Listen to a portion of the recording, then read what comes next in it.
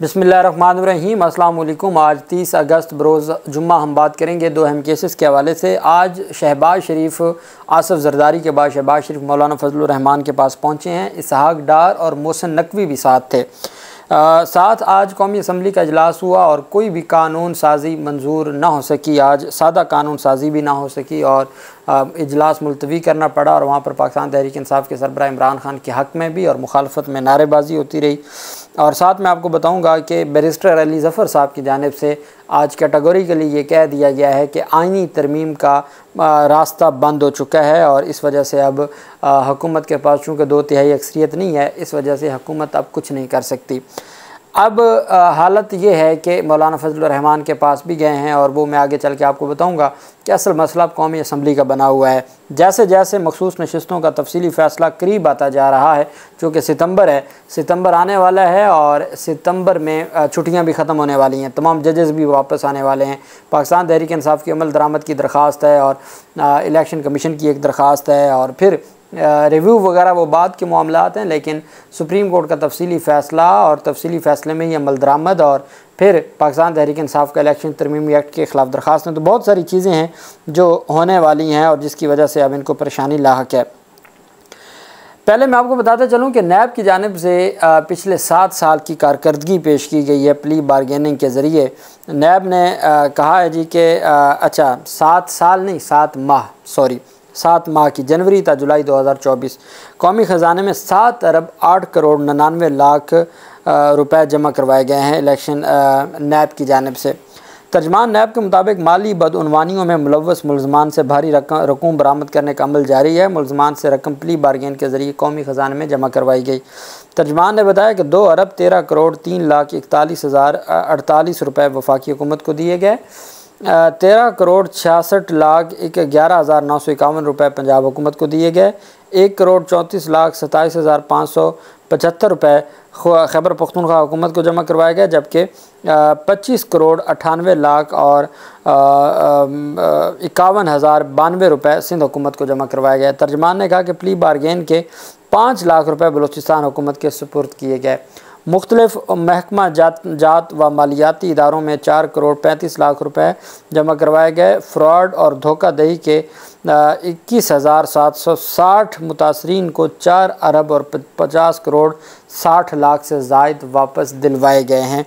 ये कहा गया है उनकी जानिब से, नैब की जानिब से कि जी ये हमारी 7 माह की कारकर्दगी है जो उन्होंने रिपोर्ट पेश की है तर्जमान नैब की जानिब से। आप जानते हैं कि आज बुशरा बेगम की जानिब से नैब चेयरमैन के ख़िलाफ़ एक तौहीन अदालत की भी दरख्वास्त दायर की गई है कि बरीयत की दरख्वास्त अलकादर ट्रस्ट केस में 190 मिलियन पाउंड केस में दायर हुई।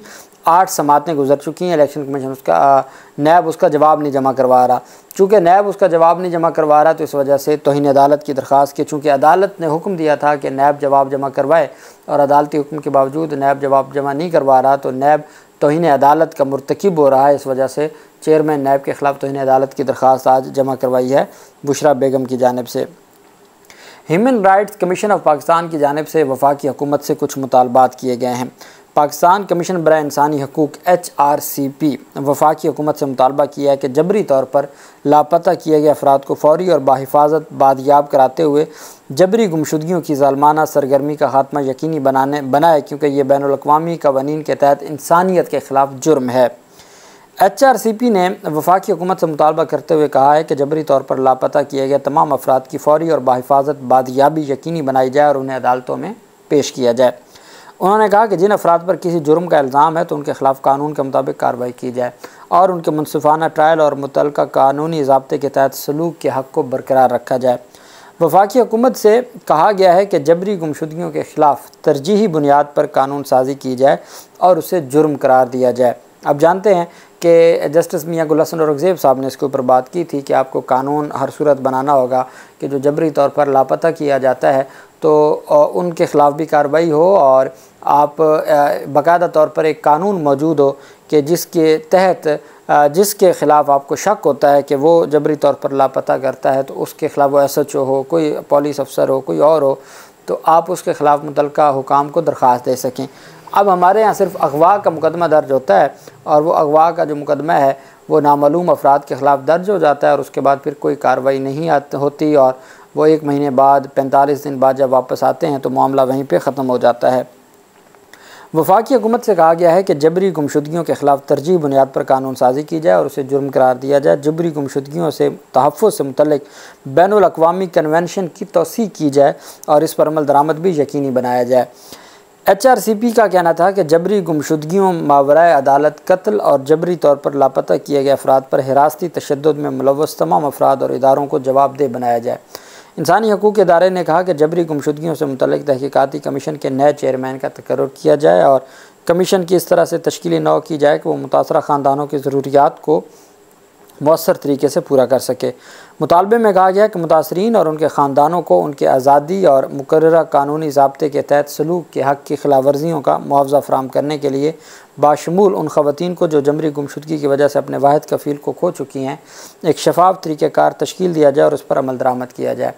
अब जानते हैं कि इस्लामाबाद हाई कोर्ट भी और सिंध हाई कोर्ट ने भी जो जबरी गुमशुदा या जो लापता शहरी हैं उनकी फ़ैमिलीज़ को मुआवजा देने का भी हुक्म दिया हुआ है। HRCP ने कहा कि अक़वाम मुत्तहिदा के जबरी या गैर अख्तियारी गुमशुदगियों से मुतल्लिक़ वर्किंग ग्रुप को पाकिस्तान का सरकारी दौरा करने की इजाज़त दी जाए और उसे अपनी रिपोर्ट पेश करने की भी इजाज़त दी जाए। वफाकी हुकूमत से मुतालबा किया गया कि मुतासरा ख़ानदानों को इजहार राय और इज्तिमा की आज़ादी के हक़ को बिला रुकावट और महफूज तरीके से इस्तेमाल करने की भी इजाज़त दी जाए। ये जो human rights commission of Pakistan है उसकी जानिब से मुतालबा किया गया है वफाकी हुकूमत से। आप जानते हैं कि आज एक अहम इजलास था और इस इजलास का मकसद था कि हर सूरत कुछ कवानीन और कुछ ऐसी कानून साजी होनी थी और कुछ तरमीम होनी थी।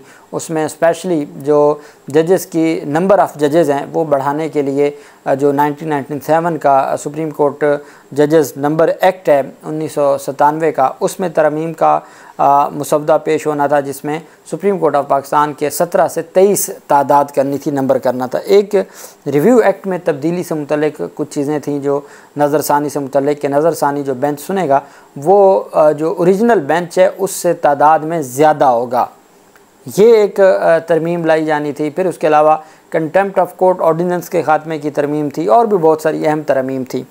आज जब अदालत कौमी असम्बली में इजलास शुरू हुआ तो सबसे पहले तो जैसे इजलास शुरू हुआ तो कोरम फिर पूरा नहीं था। हुकूमत इस हद तक कि वो अपने अभी तक कोरम पूरा नहीं कर पा रही। कौमी असम्बली में सादा कानून साजी के लिए कोरम नहीं पूरा हो रहा और इसी वजह से 3-4 सितंबर को मुश्तरका इजलास 2-3 सितंबर का कहा जा रहा है कि मुश्तरका इजलास बुलाया जाए। सादा कानून साजी भी उनके लिए करना मुश्किल हो गई है। सादा कानून में भी किसी कानून साजी में भी तरमीम मुश्किल हो गई हैं चूँकि कोरम नहीं पूरा होता। आज भी जब कौमी असम्बली का इजलास शुरू हुआ तो इजलास शुरू होते ही इमरान खान के हक़ में और मुखालफत में वहाँ पर शदीद नारेबाजी हुई। साथ कोरम की निशानदही की गई कि कोरम मुकम्मल नहीं है। उस पर फिर कुछ देर के लिए इजलास को मुलतवी किया गया। बाद में इजलास को शुरू किया गया तो उसमें फिर एहसन इकबाल की जानिब से इमरान खान के ख़िलाफ़ और उनका जो जेल में उनको सहूलियात से मुतल्लिक गुफ्तगू की गई। फिर हनीफ अब्बासी की जानिब से गुफ्तगू की गई, लेकिन कोई भी कानून साजी ना हो सकी और कानून साजी ना होने की वजह से शोर शराबे के दौरान स्पीकर ने इजलास पीर 2 सितंबर के लिए शाम 5 बजे तक बग़ैर कोई कानून साजी या बग़ैर किसी तरमीम की मंजूरी के उनको शोर शराबा चूँकि बहुत ज़्यादा था और उनके पास कोरम भी मुकम्मल नहीं था, कानून जो सादा कानून साजी के लिए जो नंबर्स हैं वो भी मुकम्मल नहीं थे, तो बग़ैर किसी कार्रवाई के 5 बजे 2 सितंबर बरोज़ सोमवार मुलतवी करना पड़ा।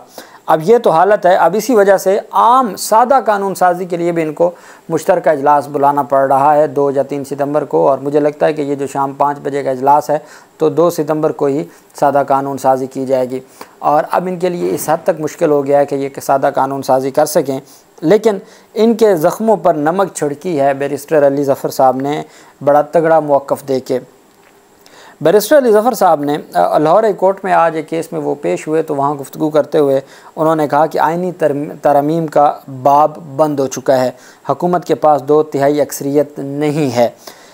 अली ज़फ़र साहब ने दुनिया न्यूज़ से गुफ्तगू करते हुए कहा कि हुकूमत की तमाम कोशिशें नाकाम हो चुकी हैं। तहरीक इंसाफ के अरकान भी हुकूमत के साथ मिलकर वोट कास्ट नहीं कर सकते। मैंने आपको बताया था कि वो जो उमर अता बंदयाल का फ़ैसला था कि चूँकि ये जो 84 हैं इनको पाकिस्तान तहरीक इंसाफ का डिक्लेयर कर चुकी है सुप्रीम कोर्ट ऑफ पाकिस्तान।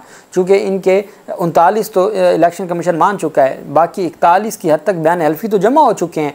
जब जमा हो चुके हैं तो वो सुप्रीम कोर्ट के फैसले पर अमल दरामद करते हुए वो सुप्रीम कोर्ट के हुक्म के मुताबिक वो PTI के हैं।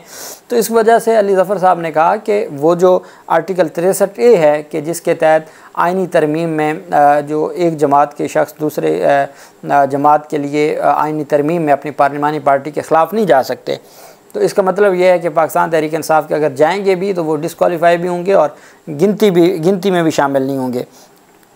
उन्होंने कहा कि हुकूमत ने आइनी तरमीम से मुतल्लिक हमारे साथ कोई मुशावरत नहीं की। उन्होंने कहा कि इमरान खान के मिलिट्री ट्रायल का फ़ैसला हुआ तो चैलेंज करेंगे, किसी सिविलियन का मिलिट्री ट्रायल नहीं हो सकता।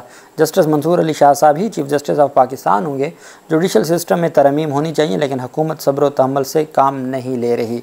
अली ज़फ़र साहब ने कहा कि अलकादर ट्रस्ट केस में गवाहान ने सारा कच्चा चट्टा खुद खोला है और ख़ुद उन्होंने अपने ही मुकदमे और अपने केस के ख़िलाफ़ बयान दिए हैं। उन्होंने कहा कि इमरान खान बरी होंगे, ऑक्सफोर्ड यूनिवर्सिटी के चांसलर इमरान खान ही होंगे। नून लीग ने साजिशें शुरू कर दी हैं। डेली मेल की स्टोरी पर अफसोस हुआ, लेकिन इनके इस तरह के जो ओछे हटकंडे हैं उससे कुछ नहीं होगा और इमरान खान ही ऑक्सफोर्ड यूनिवर्सिटी के चांसलर होंगे। जबकि दूसरी जानिब आसिफ जरदारी, कुछ दिन पहले उनकी मुलाकात हुई और वो मौलाना फजलुर रहमान से मुलाकात करने गए और उसमें मोहसिन नकवी भी साथ थे और बहुत सारी चीज़ें सामने आईं।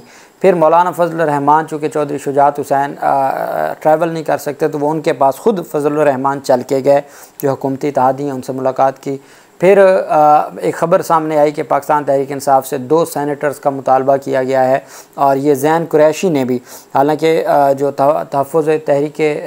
तहरीक तहफ़्फ़ुज़ आईन पाकिस्तान के तर्जमान ने भी उसकी तरदीद की थी और जमीयत उलमा इस्लाम ने भी तरदीद की थी, लेकिन ज़ैन कुरैशी जो PTI के रहनुमा हैं, शाह महमूद कुरैशी के बेटे, उन्होंने इस बात का कहा कि हाँ जी हमें भी ये सामने आया है कि 2 सीटें मांगी जा रही हैं KPK से।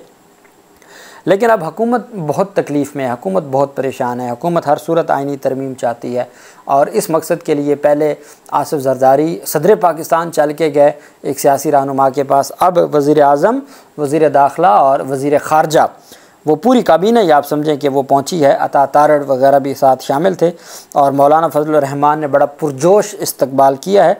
शहबाज शरीफ ने उनकी खैरियत पूछी है, उनको गुलदस्ता पेश किया है। जरदारी ने उनको बंदूक का तोहफ़ा पेश किया था और हर सूरत वो चाहते हैं कि अगले हफ्ते आइनी तरमीम से मुतल्लिक़ जो चीज़ें हैं वो उनके हक़ में आ जाएं। लेकिन अगर फजलुर रहमान को साथ मिला भी लेंगे तो फिर भी इनको कौमी असम्बली में इनके नंबर पूरे नहीं हैं, चूँकि 39 अरकान के हद तक इलेक्शन कमीशन PTI के हक़ में लिस्टें जारी कर चुका है।